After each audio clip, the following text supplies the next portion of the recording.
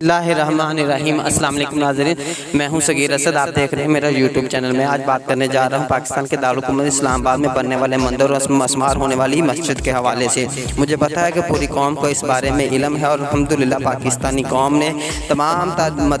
मकाब फ़िक्र के लोगों ने और तमाम तर मफादात को छोड़कर तमाम तर ज़ातियात को रद्द करते हुए इस मसले पर इत्तफ़ाक़ और इत्तेहाद के साथ आवाज़ को उठाया है और अल्हम्दुलिल्लाह इसका रिज़ल्ट भी बड़ा अच्छा रहा है। इस वक्त पाकिस्तान के अंदर मंदिर का काम रुक चुका है और मस्जिद का काम दोबारा से शुरू हो चुका है। ये एक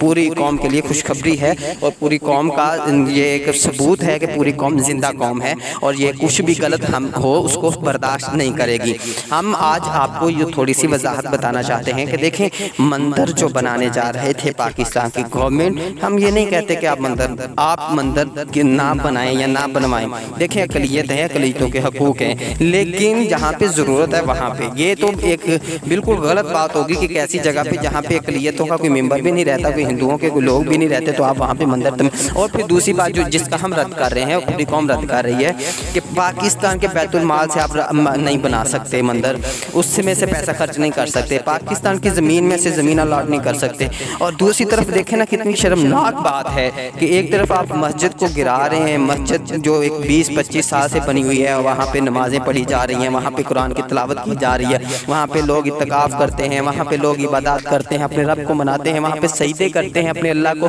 मुझे हैरानगी होती है कि इतनी जुर्रत, इतनी ताकत, इतनी पावर और इतनी जो जहालत है इनमें कैसे आगे, किस तरह इन्होंने ऐसे इक़दाम उठाए कि ऐसे घर को जहाँ पे अल्लाह रब्बुल इज़्ज़त के सामने लोग सजदे करते थे, गिड़गिड़ाया करते थे, इत्तिकाफ़ बैठा करते थे, नमाज़ें पढ़ा करते थे, कुरान मजीद पढ़ा करते थे, जहाँ पे अलमारियों के अंदर कुरान मजीद के नुस्खे पड़े हुए थे, उस घर को, उस इमारत को, इन दीवारों को गिराने का इनमें कैसे हौसला आ गया? कैसे, हम तो ऐसे सोच भी नहीं सकते। तो इसमें मैं पूरी कौम का मतलब एक हौसला अफजाई और पूरी कौम का मशकूर और पूरी कौम का खराज तहसीन पेश करता हूँ कि पूरी कौम ने आवाज़ उठाई, तमाम मसालिक ने आवाज़ उठाई, उलमा इकराम ने इस पर बात की, एक्शन लिया और बाज़ उलमा ने तो बहुत आगे तक अल्हम्दुलिल्लाह एक्शन लिया, काम किया। तो अल्लाह रब्बुल इज़्ज़त ने इसका रिजल्ट ये दिया कि आज अल्लाह के फजल व करम से इस्लामाबाद के दारुल हुकूमत में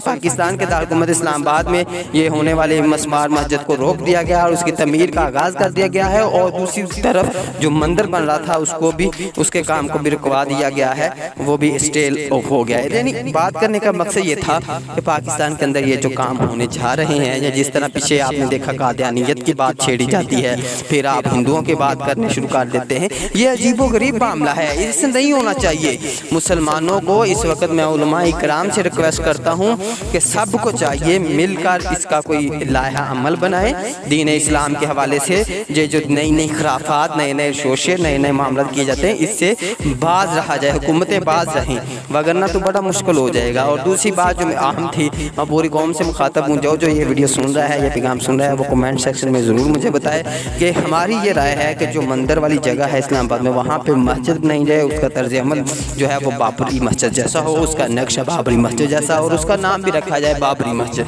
तो जो इस बात से मुत्तफिक है वो